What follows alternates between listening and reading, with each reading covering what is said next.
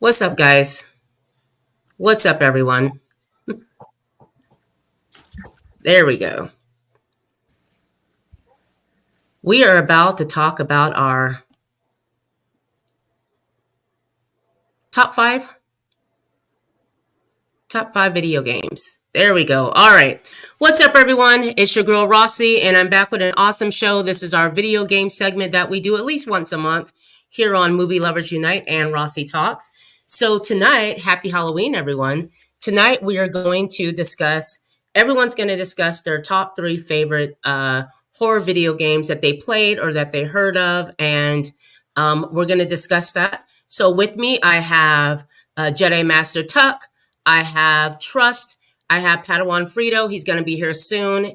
And we all make, you have two of them that make Multiverse of Geekdom. That's a Jedi Master Tuck, Padawan Frito. And you have me, your girl, Rossie. So let's get to it. Let's talk video games. Let's talk horror video games the night before Halloween, guys. So here are my guys. Padawan will be here shortly. So we're going to jump into it.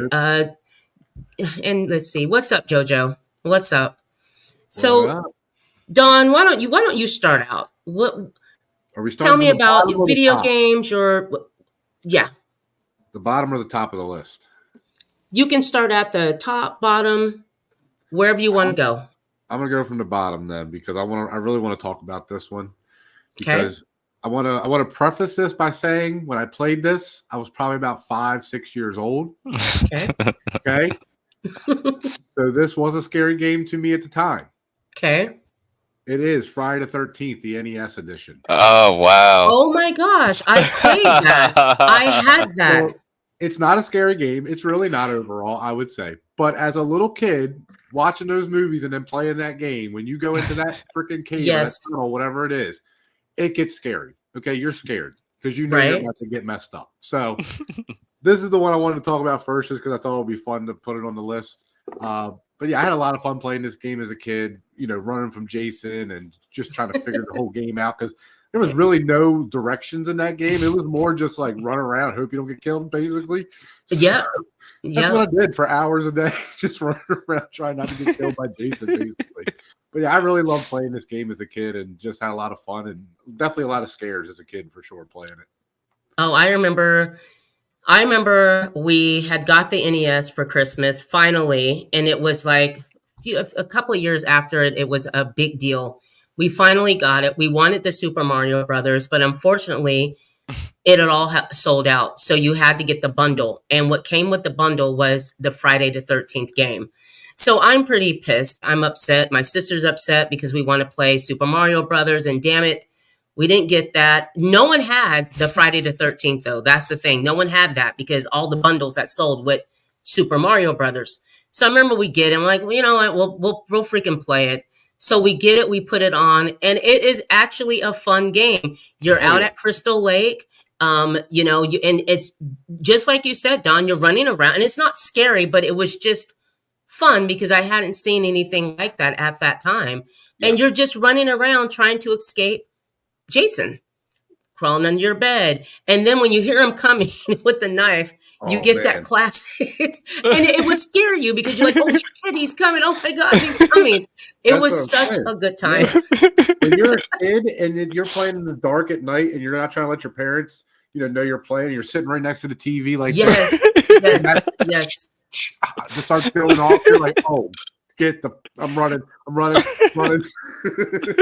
It was so much fun. And to be honest with you, I didn't know, I didn't even get that far in a game because it was really hard. It got to a part where it was so hard. So you just kept getting killed and you start. And here's the thing though, once you get killed, you start all the way back. You start further back. So you got to go back and do it all back over again. Damn. That game was so hard. Oh, I never beat it for sure. There's no way I beat that game. Listen, I saw the same area in the same place over and over again because you don't understand. You go in the whole game, and one of them is a certain death. So, exactly. So, I mean, today's kids will never know the hardships of playing video games, when they came out and how hard they were compared to what you're playing now. No. Put Jason on. I promise you, the best gamers. It is hard to beat that game, or even to get to another level. So yeah. Absolutely. So I can't yeah. say I've never played it, sadly. Oh, I've seen videos It's of it and it looks like dog shit. oh, it does. at the time though, it was great. At the time, I the bet. graphics were great. I wish I could have been there to be like, man, these are jaw dropping graphics. Like, look at this. Yeah. Look at this. Oh, yeah. Well, state of the art, man. State of the art. It was as realistic as you. It really was. It really. I came to appreciate it. Absolutely. It was like a scary Pac-Man because it was just a little board you Oh my run God. around and you just Yep. the whole time that you run around. It was all. Yep. all it was. Absolutely. So, Trust, what about you?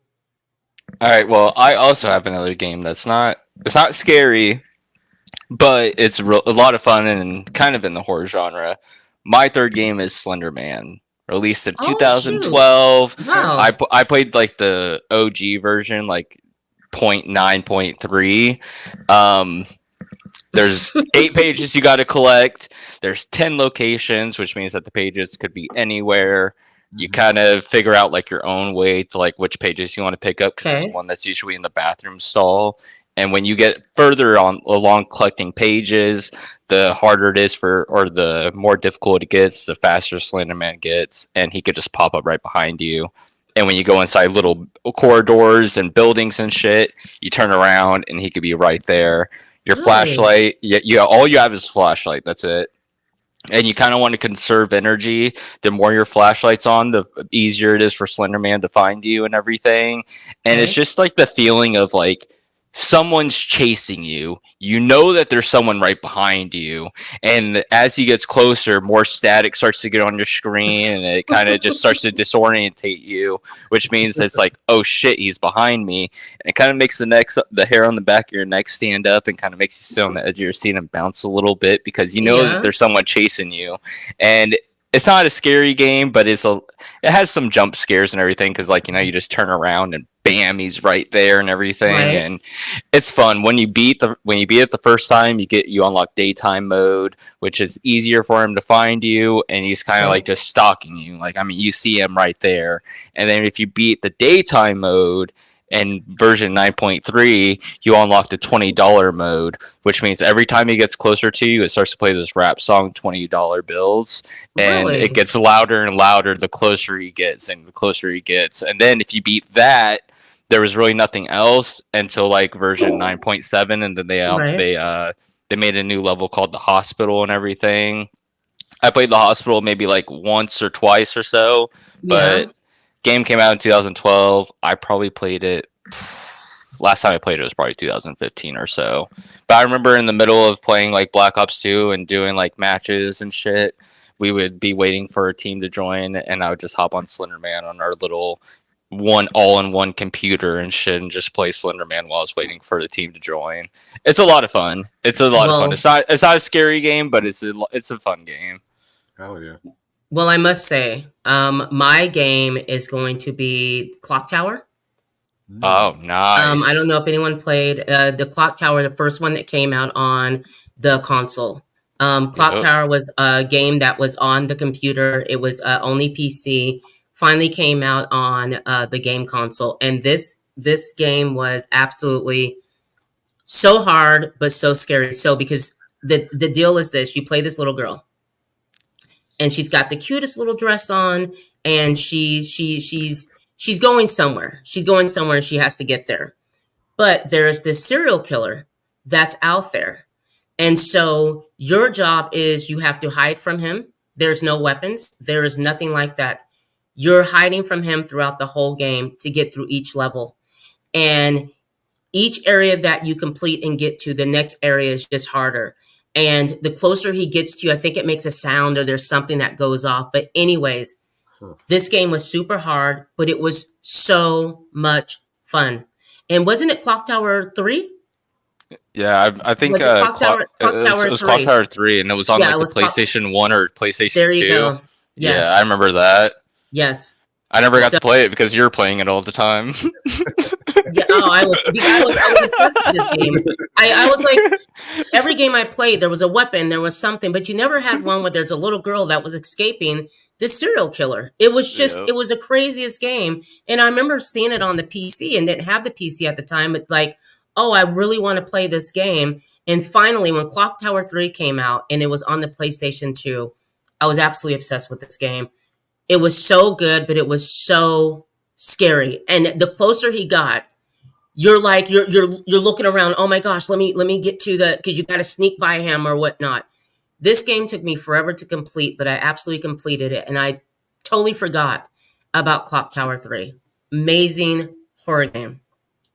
See, that's what I miss about like the early 2000s is like gaming wasn't like a huge $1 million industry. Actually, it's $1 billion industry now. Like game developers like would take more chances because they had very low budget, and they would take more chances because it's like we're not really losing a lot because we don't have a big budget, and like we just don't get horror games like that anymore, which is why I don't feel like that recent horror games are the same as they are like 2000 to 2006, 2007, golden era of horror games. Sorry. Like, but that's like golden era of horror games, and like now I feel like that, you know, we get a few good ones, you know, Evil Within and stuff like that, but I just don't feel like it's the same thing as it is now because you have $1 million budget, better hope you make money off of it, so it's just not the same anymore. And really quick, guys, just to let you know, Padawan Frito cannot be here tonight, so love you. We'll see you next time, definitely. So I want to let you guys know that, all right? He'll be here soon, working late, and you know, some of us have to work, so I just want to let you guys know that. Anyways, happy Halloween to everyone. We're discussing our top 3 favorite horror games that we played or that we heard about but didn't play. What scared you? Let us know. You know, hit us up on Movie Lovers Unite. Drop us a comment on the video in the description and let us know what frightened you as a kid or as an adult playing horror games. Don, we're going to throw it back to you. All right.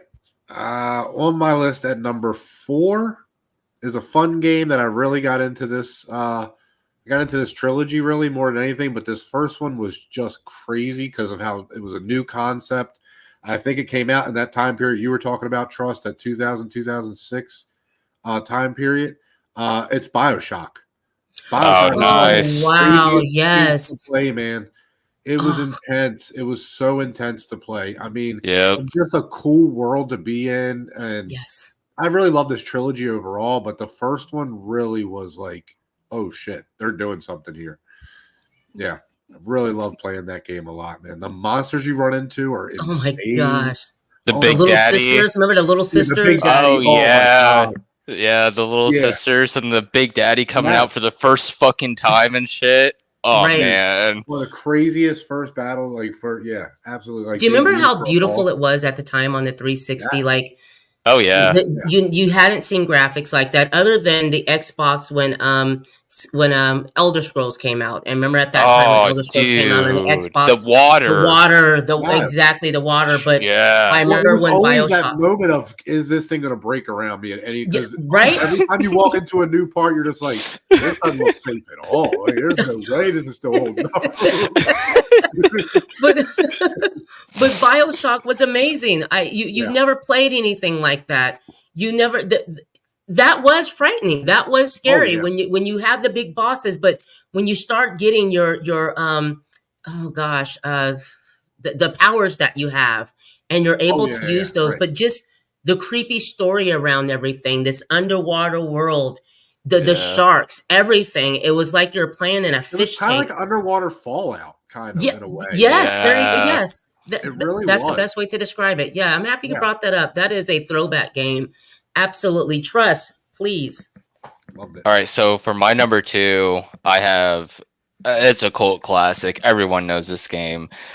Resident Evil 1 Director's Cut. Oh, hell yeah. 1997, sold 5 million units, highest selling PlayStation 1 game at the time. Right. I mean, for anyone who doesn't know, I'll go over the story real briefly.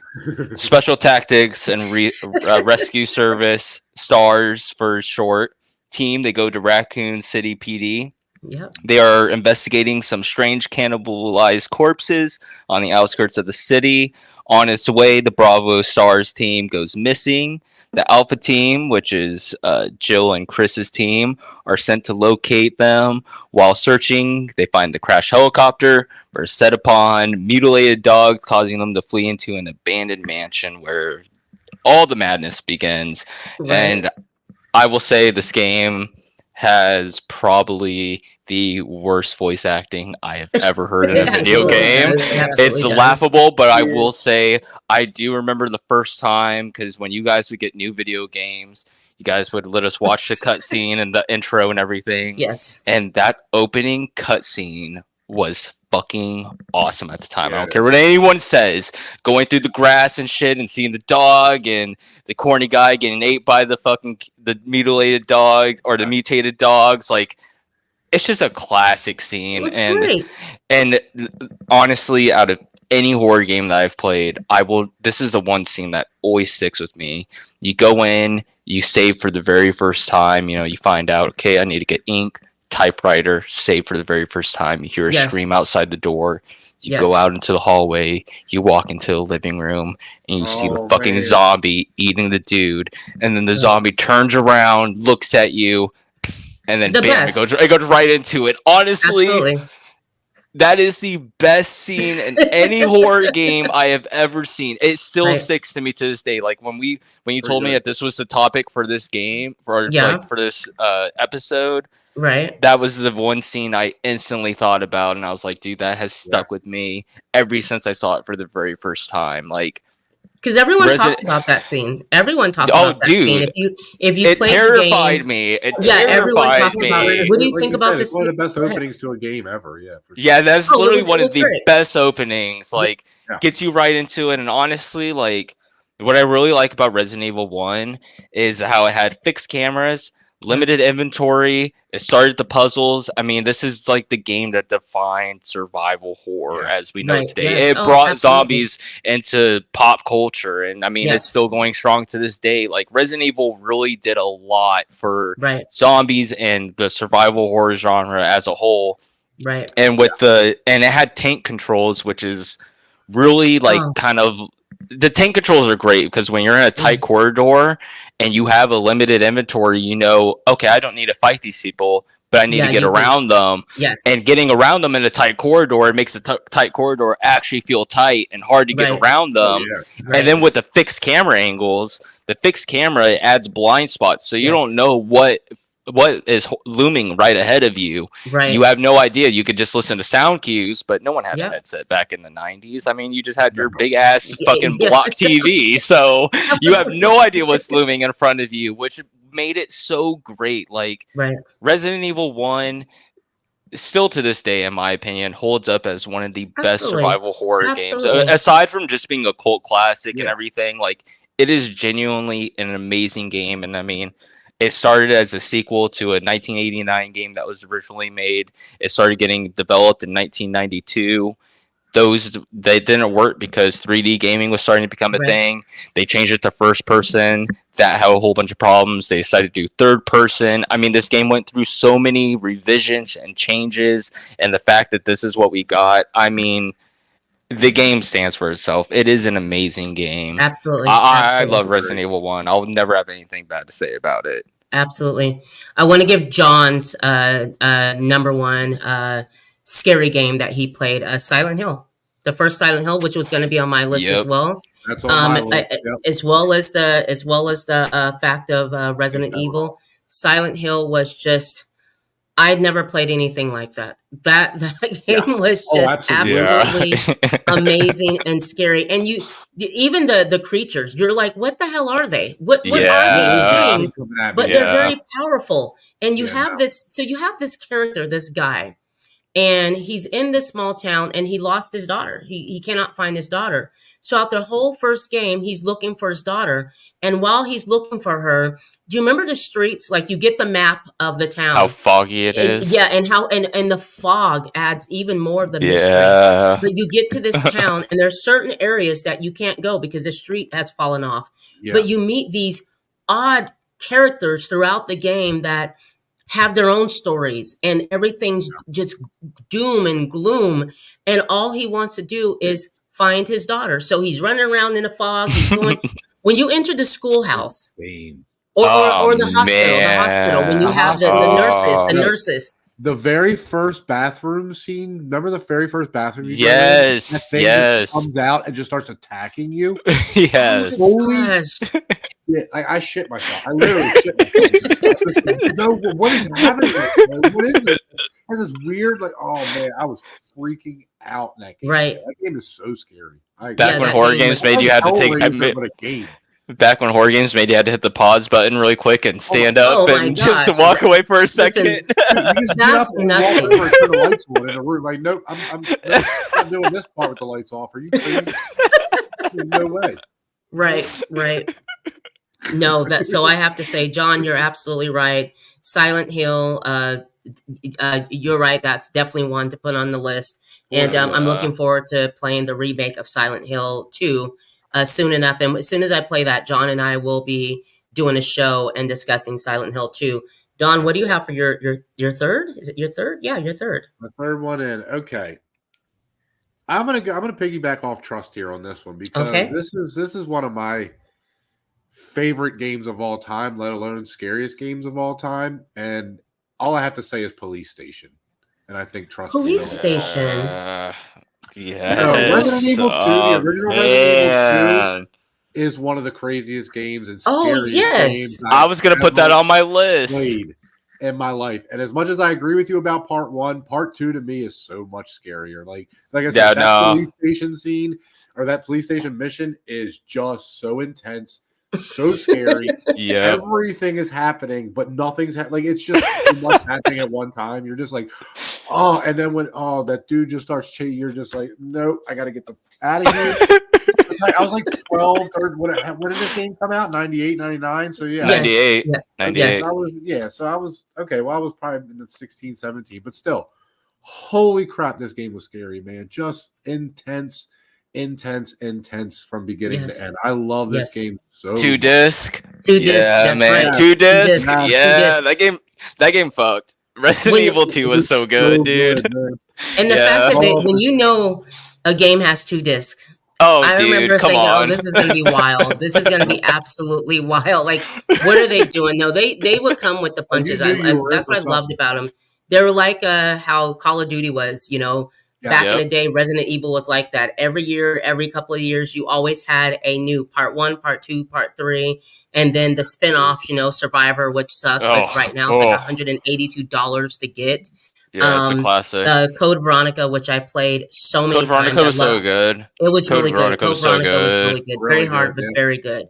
I love that. So, Trust your next one.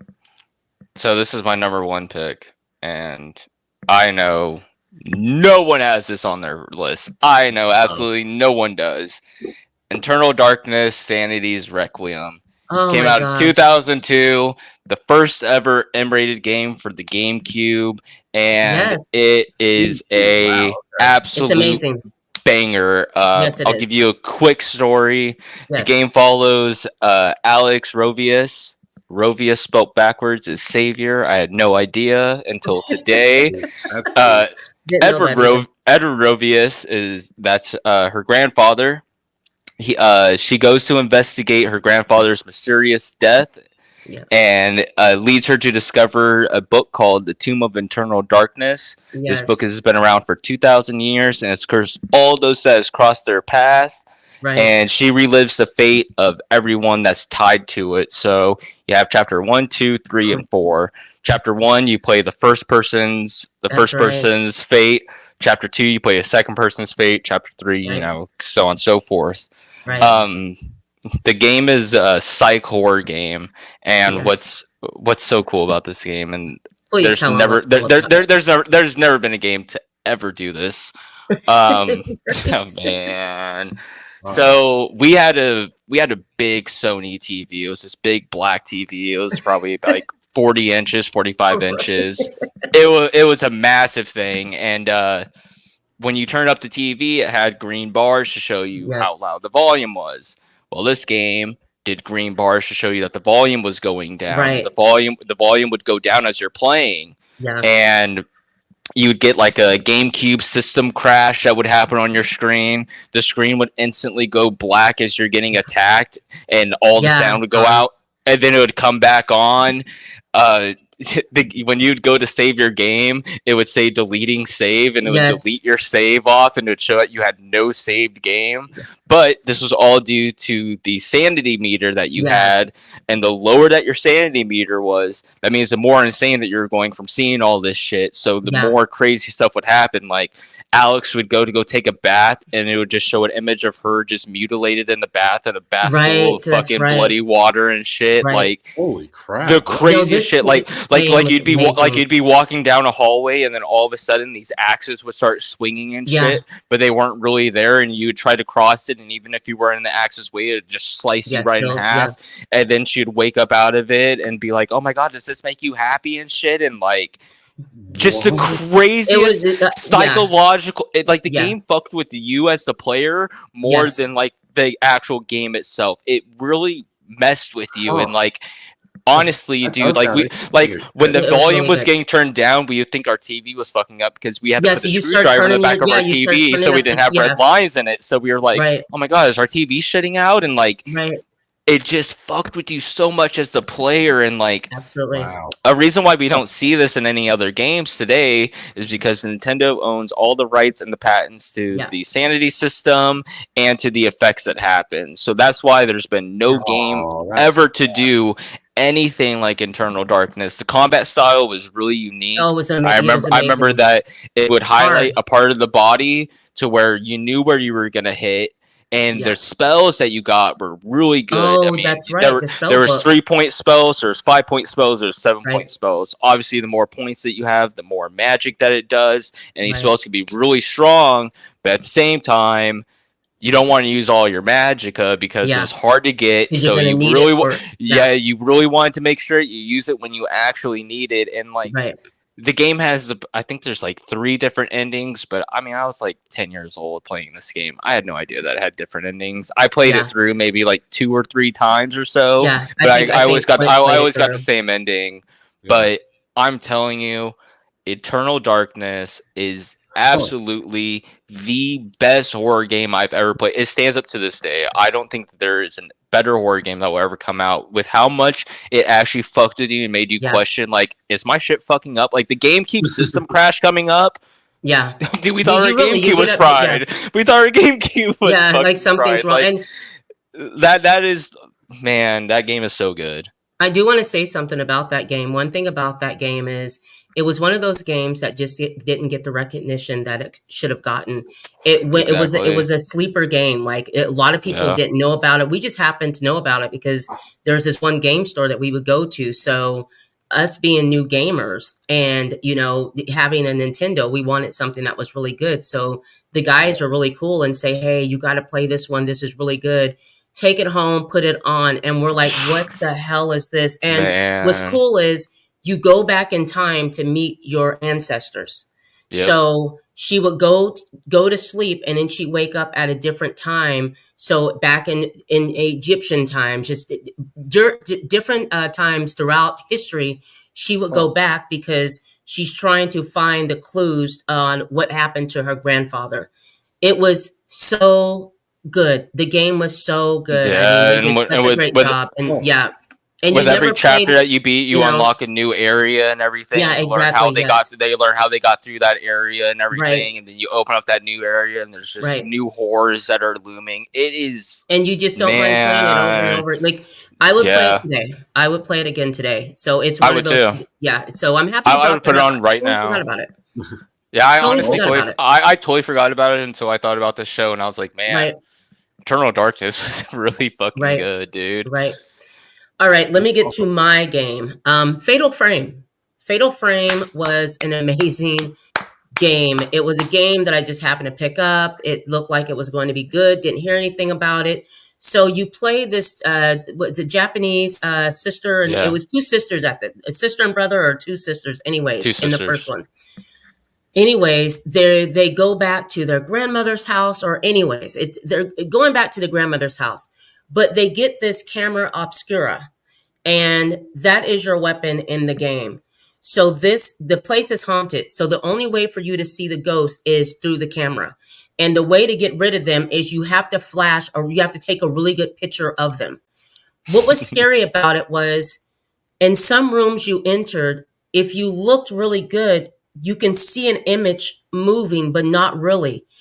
It was so scary because by the time you picked up your camera, this ghost is coming at you, and you fumble the camera because you're like, oh shit, and you're just taking pictures of everything.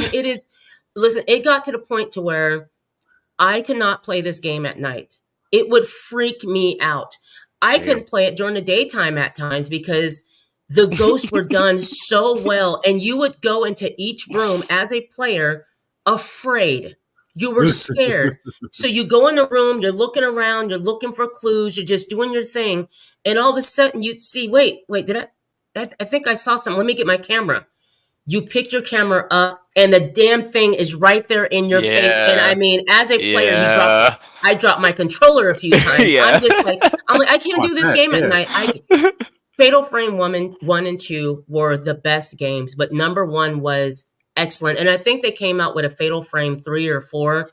It can never recreate the first one. Yeah. Going through this whole mansion in Japan, the beautiful the atrium, and the boss battles, because the boss battles were just absolutely amazing. And there would be 2 or 3 ghosts that you'd have to fight, but they did such a good job on the ghost, and just a camera. Yeah, a camera. And then the better pictures that you took, you get points for that.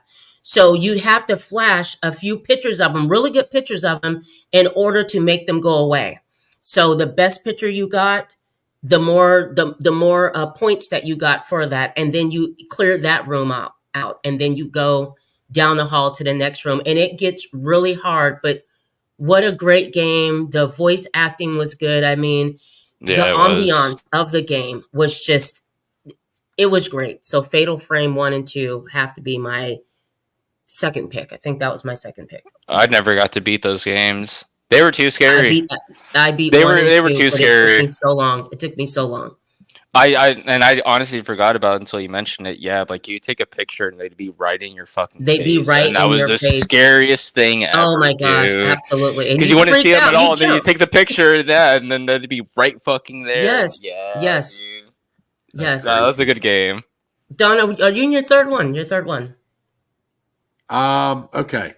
Here's a game that's insane. Like literally, it's insane. It's one of the best franchises, movie-wise, of all time. Maybe not, but I love this game. Alien Isolation. Oh wow, yeah. Nice. You are stuck on this ship alone. Yes. With an alien. And let me tell you, you do not move. Like there are times in this game where I literally did not, like I just stayed where I was.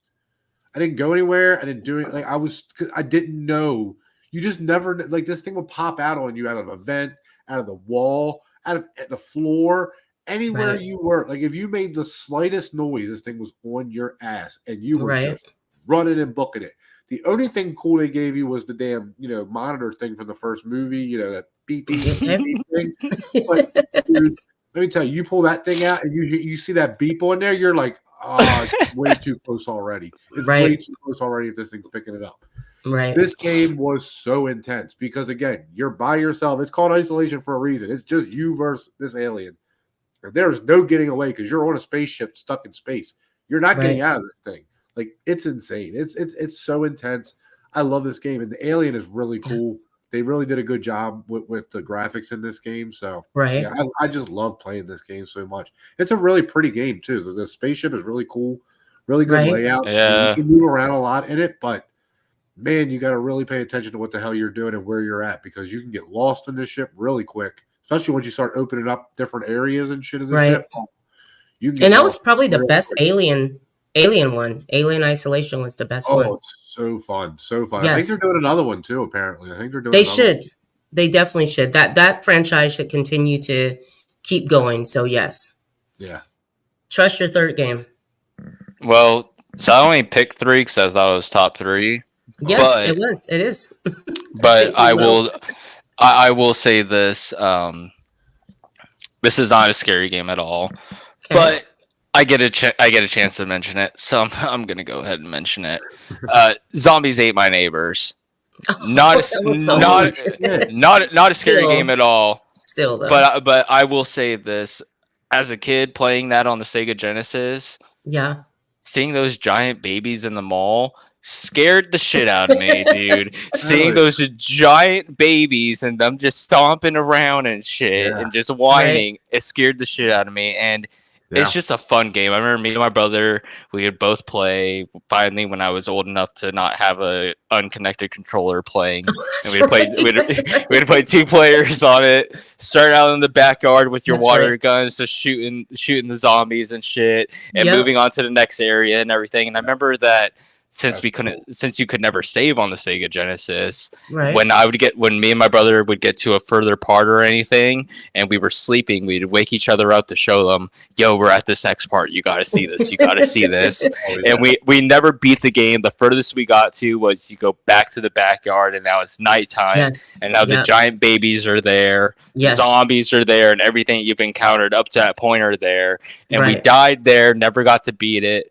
But that game, it just holds so much sentimental value to me, and I still have the game. I mean, that is one of my absolute favorite Sega games. And I do have Alien on the Sega, totally different type of Alien, but still really good. Still really good. The Alien on the Sega, Alien on the Sega. But Zombies Ate My Neighbors, one of my absolute favorite games.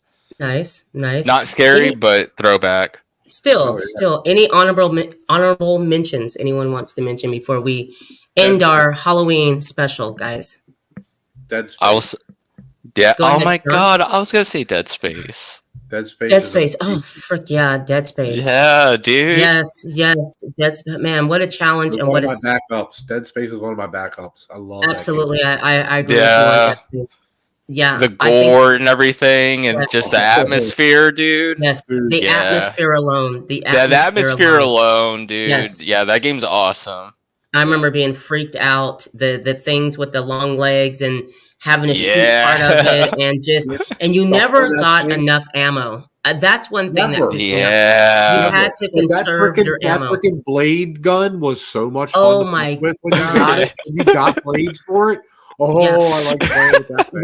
Oh, that was so much fun. And your character just looks like a fucking badass, dude. The helmet and everything. Yeah, it's fucking awesome. Yeah, absolutely. Dead Space was one of my honorable mention for you. Well, since that one was taken, I guess I'll say Amnesia. I don't have a ton to say about Amnesia. I do like it. I never got to actually personally play it. I've watched a lot of playthroughs, Markiplier, Markcepticeye. I've watched a lot of playthroughs of it.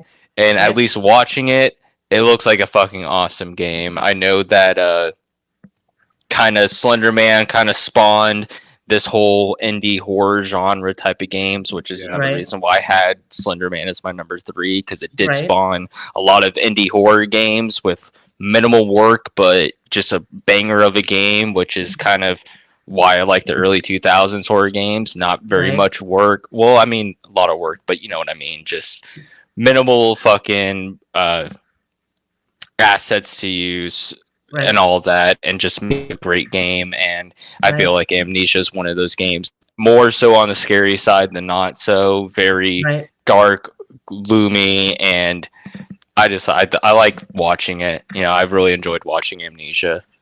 I would have to say, I want to mention Resident Evil Biohazard.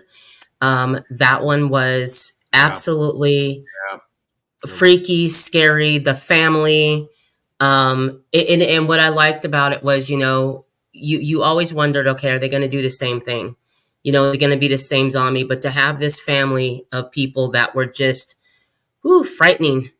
And sneaking through the house and making sure that the dad doesn't see you, or just nuts. I thought they came back with a winner, you know, and it was like, yes, they're back on top. This is really good. You know, I remember seeing previews and like, what's up with this family? Where's the zombies at? You know, but everything, you know what I mean? Because you're expecting that.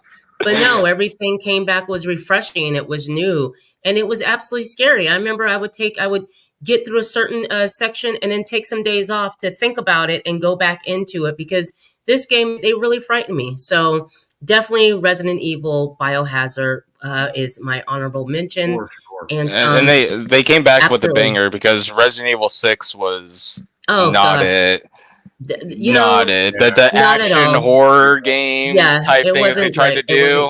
Nah. Yeah. So Resident Evil, Biohazard was good, and Resident Evil 8 is also really good as well. Oh, Resident Evil 8 was. I think Resident Evil 8 is amazingly well. So yes. I'll say this. Maybe not really the most scary game in the world, but definitely jump scary. Oh, definitely. No, Subnautica. Oh yeah.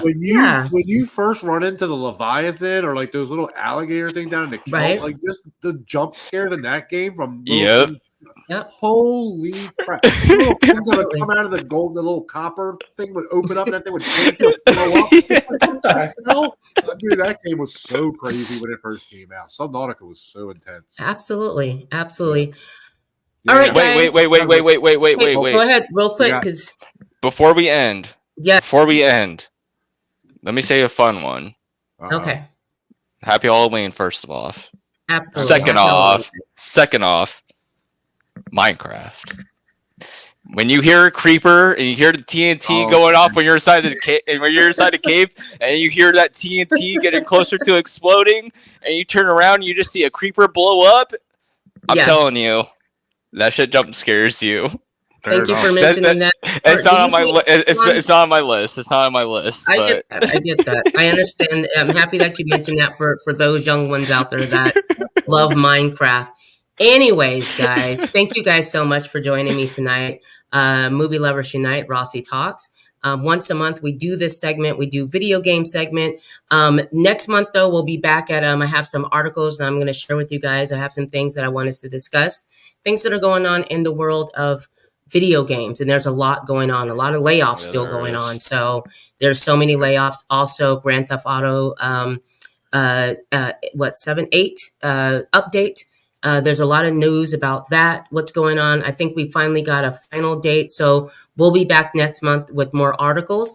Also, guys, catch me on Rossie's Clubhouse.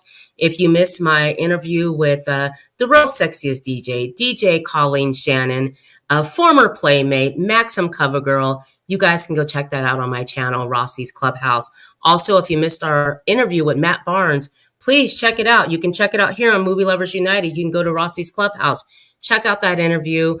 Black Mark will be coming out here real soon. By the way, Matt Barnes won Best Sports Documentary at Holly Shorts Film Festival. So I can't wait for you guys to be able to see that. We were able to preview that. What a great documentary.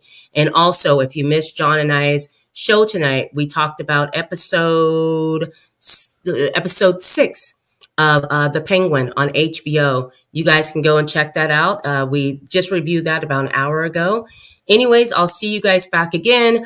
I'll be back here next Wednesday with John. We're going to discuss episode 7 of The Penguin. We're getting down to our last few episodes. What a great show. Also, Wednesday, November 6th, I'm going to have a good friend of mine, Jessie. She's going to join me, and we're going to review the Dracula on Netflix. Okay, so join me for that. On the 13th, I have a friend named Amanda. She's going to come in, and we're going to take a rewatch of Paper Moon, which I cannot wait to see. I love that movie. What a great movie. So we have so many things planned for you. And just to let you know, guys, in December, Rossie's Clubhouse will be on hiatus, and Movie Lovers Unite soon enough will be on hiatus for our winter break, because we need a break. Love you guys. Be good to each other, and we'll definitely see you guys next time. We're out. Thank you, guys.